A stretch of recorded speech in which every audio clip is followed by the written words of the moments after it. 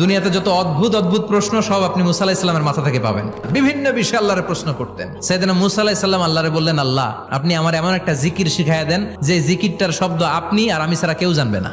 দিনে রাতে সব সময় এই জিকির আমি করব, আপনারে ডাকবো, কিন্তু শর্ত হলো এই জিকিরটা জানবে শুধু আপনি আর জানবো শুধু আমি। আল্লাহ বললেন, মুসা পড়ো লা ইলাহা ইল্লাল্লাহ। মুসা আলাইহিস সালাম কয়, মাবুদ এটা তো জাতীয় জিকির, সবাই জানে। আমি তো চাইছি এক্সেলেন্ট একটা জিকির, কারো কাছে নাই, শুধু আমি জানবো আর আমি পড়বো। আল্লাহ বললেন, মুসা এই লা ইলাহাকে যদি এক পাল্লায় রেখে দাও, তাম বিশ্ব, 7 আকাশ 7 জমিনটারে তুলে যদি তুমি আরেক পাল্লায় রেখে দাও, লা রাজাহাত কাফাতু লা ইলাহা ইল্লাল্লাহ, মুহূর্তের মধ্যে লা ইলাহার পাল্লা ভারী হয়ে যাবে।